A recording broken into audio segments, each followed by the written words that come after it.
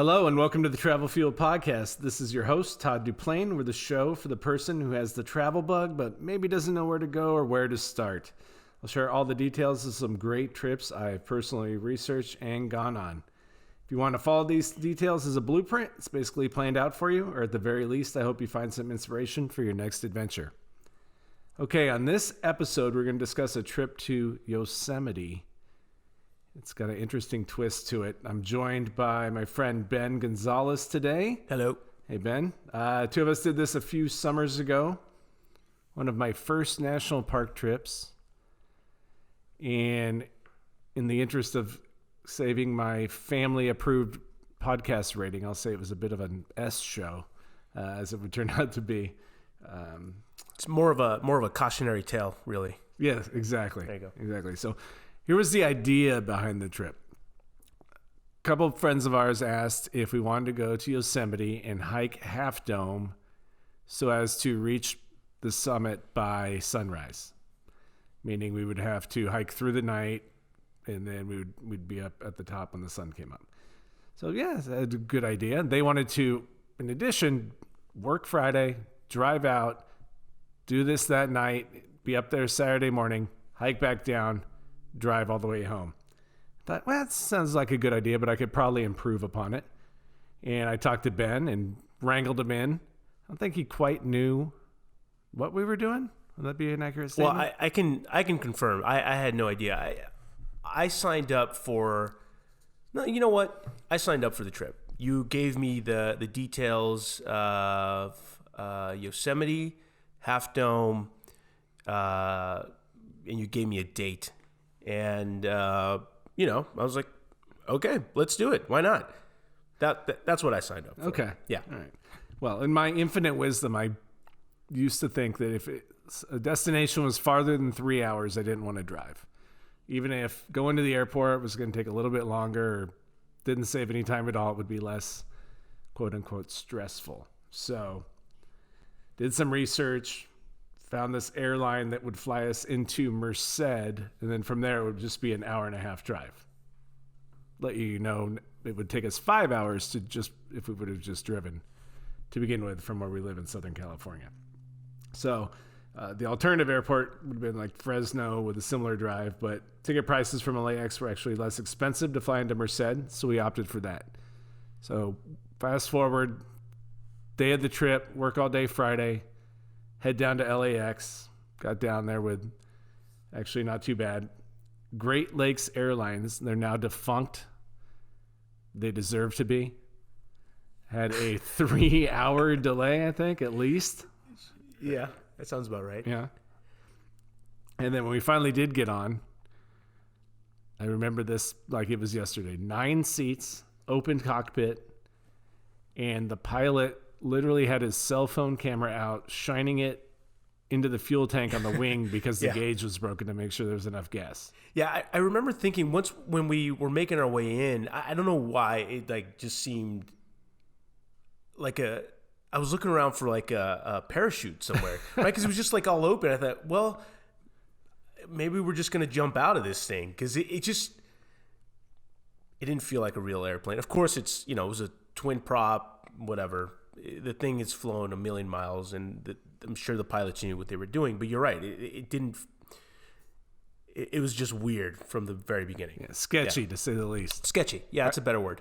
I would have felt better if there was a parachute just to have in case. But. Yeah. Okay, so sketchy. Yeah, that was a sketchy airplane. But what's even sketchier now that we're talking about it is this whole plan to begin with. Working all day, flying up or driving up, either flying or driving, doesn't matter, and then taking on Half Dome, which I don't know the specs off the top of my head, but it's something like 20-something miles, right? The round trip, something like that? Yeah, we made it a little longer than it needed to be. But sure, we'll get to that later. But so that's sketchy. So we did some of it to ourselves. So anyway, carry on. Yeah, 100%. So luckily we landed safely in Merced somewhere around 11 p.m.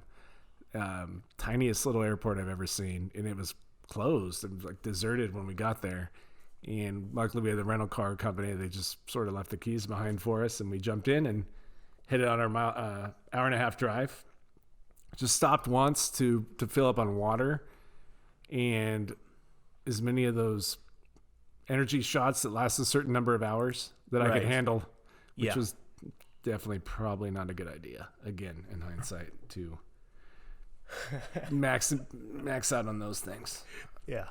So we met the other two guys. They drove, and we met them in Yosemite around 1:00 in the morning.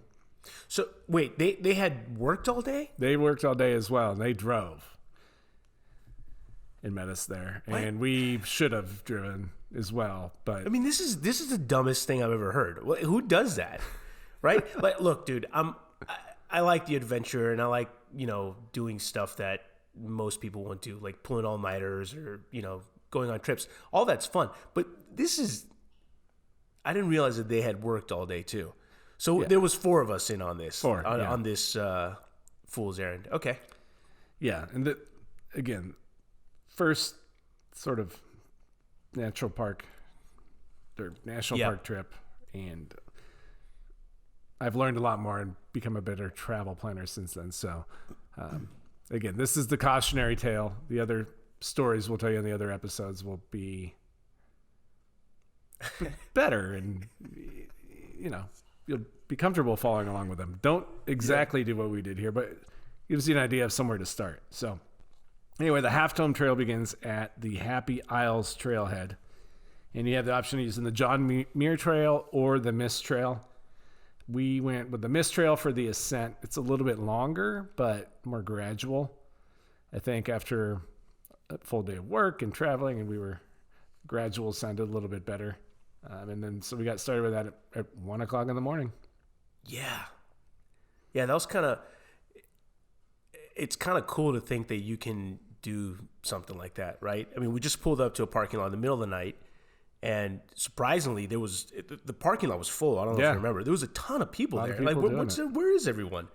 And then we, I don't know, we had a GPS loaded somewhere. Somebody had an idea as to where to get to the trailhead.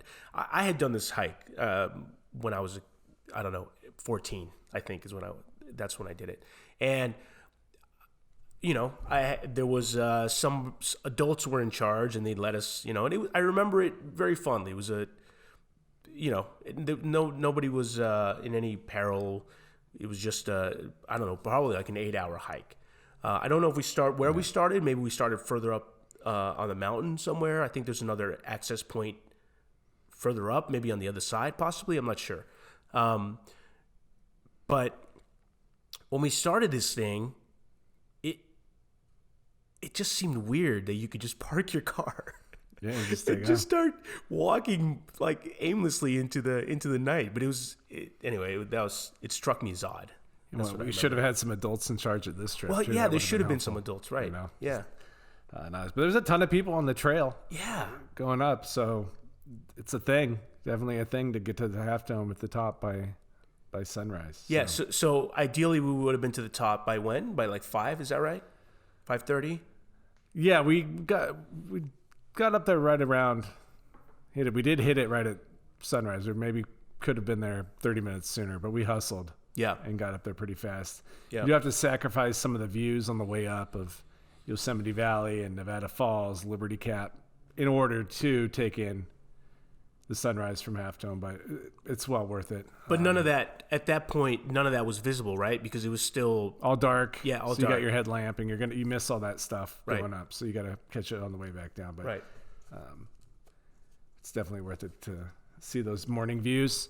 So several miles, several hours of hiking, then you come to Little Yosemite Camp, and then from there, 2.2 miles brought us to the Half Dome Trail Junction, and then it's another 2 miles from there to the summit. So that was sort of the journey up, and then the final 400 feet are climbed using the famous Half Dome cables.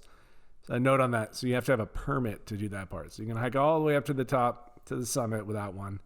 But if you want to do the last 400 feet on the cables, you have to get the permit. The permits are handed out via a lottery system. Pre-season lottery is in March, and they hand out about 225 permits for every day, and each permit is good for one person. You can apply for up to 6. Alternatively, during the season, there's a daily lottery, and they hand out about 50 permits per day. And the application period is 2 days prior to the hiking date. So if you live nearby, I think we did the 2-day one. Actually, I don't know if that's true. But anyway, if you live nearby and you got some flexibility, you can do the 2-day one. If you need to plan ahead, you're coming from the East Coast or farther away, then you'll want to make sure you get into the preseason lottery in March. So there would have been something like 300 permits issued for that day, Correct. including the daily lottery? Correct. Wow. It's individual people, though. So that's... Individuals, sure. It's not like 4 people per permit. So... Yeah. I don't obviously I don't remember seeing that many people there. Do people just not show up, I wonder? Possibly. Yeah. Or it's for the entire day. So For the entire day. Not Yeah. everybody was doing it through the night. We were there at the beginning of... Right in the morning. People start in the morning and then hike up and get there in the afternoon. Yeah. Yeah, you're right. I remember seeing people coming up on our descent. Yeah. Yeah. So happy we got people. Yeah, Healthy, exactly. healthy, happy people. So we got all the way up there, and then I had injured myself right at the beginning of the hike, and I had come too far to turn back, so I just stuck with it. But by the time we got up there, I was a bit of a wreck, so I ended up not climbing the cable. Which, in retrospect, that wasn't the prudent thing to do, right? I mean, I don't know, and actually, I don't think I've ever asked you this, like what your feelings are about it now. But the injury, well, tell us about the injury. What happened? It's basically like a lower abdominal muscle pull, very, very low, and it makes a man feel like he's been kicked in his manhood, kind of that low stomach ache. Right. And it's bearable, I guess, for a little while, but not on when it happens on mile 1 of what would end up being a 22-mile hike. Right. So you felt so it was pain, right? Yes. So you strained or pulled something in your lower waist area, your crotch area. Yes. Right. So and this happened in mile 1. Mile 1. Right before we got to those first set of bathrooms, right at the bottom Yep. there. Okay. So you had already felt this. You were already feeling pain at that point. Yes. What was the pain like? If you're a man, Yeah. and you've been hit with a baseball or a kick or whatever. That's what it felt like. That's what it felt like. So at that point, it never crossed your mind to be like, maybe we should not go up. I wasn't going to be that guy. We had done this whole journey out there. There was no turning back. I was going to muscle through it. And hey, I made it. I just didn't get to do the cables, and I was a little wrecked at the top. But well, I humbly, I think we got lucky, and I still to this day, I didn't want to be the guy to like hold you back. If you were willing to, and I couldn't tell how, I couldn't tell what state you were in. You had a good poker face, is what I'm saying. And I don't think you even mentioned it till much later. Yeah. Knowing what I know now, like after we've talked about this several times, I would have for sure stopped, turned around, and gone back to the hotel. That would have been it, knowing what I know now. Because... yeah, same. Right? Yeah. Oh. But I couldn't have known it was going to evolve into what it evolved into. But you've had this injury before. I'd had it before, but not like this, but it was an injury that took many months from what I remember, right? a couple months. Yeah. Yeah. But okay. It's enough of that. Point is there enough of I that? didn't. We couldn't climb the cables. I couldn't. Ben stayed behind and nursed me to health. The other 2 guys scurried up them. And we just hung out. I got my wits about me after about an hour. Took in the sunset. Checked it all out. And then started to head back. I mean, epic views up there. Yeah, it was pretty awesome. It's incredible. You can't describe it. There's some pictures on the blog post on our website, travel-fuel.com. You can check them out. But it's incredible. So once we had our fill, it was time to descend. And we went down on the mist trail. And that was light out, so we were able to take in all the grandeur of it all. Nevada Falls, passed down to Vernal Falls. And throughout the exit, we would end up getting turned around a few times. We stretched the hike. Actually, looking at my notes, it was over 23 miles, and it took us 13 plus hours to complete it. And I think it's supposed to be more like around like 16 to ish miles. Yeah. Not 23. So we had Yeah. an extra 5 and a lot of extra hours, and made it back to the car around 2:30 p.m. And I don't know how you did it, but you drove us an hour and a half back to Merced. Oh yeah, no. Again, that was it was all very foolish. But I remember feeling like, I mean, I was almost like drunk, possibly. You know, I was so tired. I was just so exhausted. I think maybe you passed out a couple times, like you were sleeping in the passenger seat. I was fighting it, but I just couldn't. You couldn't. Yeah, you couldn't. Yeah, that was a scary drive back. It was like an hour and a half. Yeah. Something like that. Yeah. Well, I mean, dude, we had done 5 more hours than we had planned. Right. Yeah. And had been delayed even getting there by. Right. So 3+ all that hours. started adding up. And by the end of that, by the time we were done, man, I was gassed. I had nothing left. I had no water left. I remember because I had sprung a leak. I had sprung a leak early on during that very first mile. I remember because we were right at those first bathrooms there, and my back was like, I sweat a lot, so I thought it was just sweat.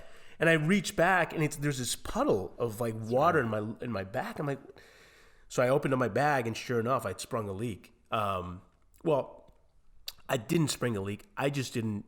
I didn't close the top on that secondary bladder that I had. That's right. I did it to myself. So I was a little cold. I was a little uncomfortable, and actually, that was a good lesson. Because we had picked up those like jugs or something right at the gas station. Yeah. And we just kind of hurried, just dumped the water in and just went on our way. Yeah. Yeah, we didn't. That was, I did that one to myself. So I was a little cold for a little This bit. whole thing we did to ourselves. Yeah, so. yeah. So we got back. It was like a blackout, but I feel like we stumbled in and out and slammed some double doubles, and then went to the hotel. Didn't we go to? That was one of the best meals I've had. I think it was. Yeah.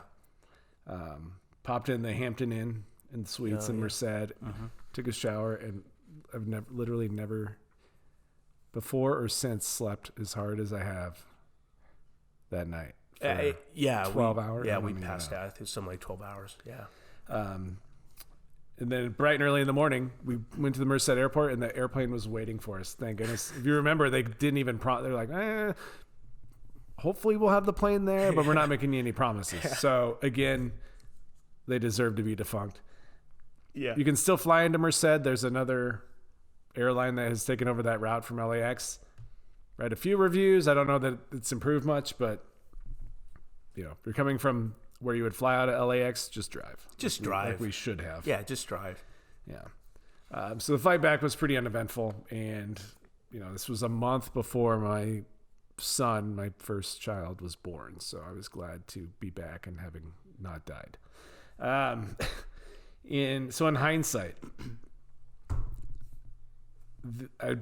going into that, I used to sort of, at the age I was, take my physical fitness kind of for granted, and I never have since then, because I never want to feel the way I felt when we were sitting up at Half Dome, and I was like, I have to get airlifted off of this mountain. Luckily, I came back into it after about an hour, but stay active about 5 to 6 days a week. Still totally rock a dad bod, because every time my elbow bends, my mouth opens. But underneath it all, I think I got to get pretty good level. So it is a pretty strenuous hike. So if you're going to go do Half Dome, make sure your fitness level is appropriate. Yeah. Next time we'll drive too, obviously. I would do it one day in advance. Just stay there, rest up, and you got to go. Be ready. Don't work an entire day. So you can go. You can camp. They have lodging that's closer. You can stay in Merced and then rest all day, and then drive out in the evening and do it. If you're coming from farther away, there's some other better airport options: San Francisco, Oakland, San Jose. Obviously larger and much more reliable airlines. Oh yeah. If you're coming in, yeah. And it's about 3 to 4 hours, depending on which one of those airports you do. I don't know. That about sums it up. I hope you find it inspiring to try the unique overnight hike if you're listening to this, but just don't do it like we did it. No. It was a great idea, actually. I would still someday like to do that again with a little bit more, just planning ahead better. Yeah, we need a redo. Yeah. And again, I feel like I've become much better at planning these things and smarter dad brain now, so I wouldn't maybe act like an adult on it. So yeah, it was a little crazy. What kind of what did you do leading up to that? Like, were you hiking at all? Were you riding your bike? I don't remember. Yeah, a little bit, but 2-3 times a week. Yeah. When it fit in, my wife was pregnant. We were getting stuff ready at the house, so it was a lot of very easy to find an excuse to not get things done. And it's still, I gotta stay pretty OCD and regimented to keep things up, because let it slide and it's easy to continue that. So. Well, especially doing something like this, right? You're not. It's so Mother Nature's so relentless and unforgiving, and add to that an injury, and then poor planning. You're setting yourself up for failure, and ultimately, that the result could have been much worse. I think some things to bring in to take from this is obviously leading up to something like this. If you're in good shape, great. It's really very manageable, even though it takes many hours to get up and down. It's very manageable if you're in decent shape.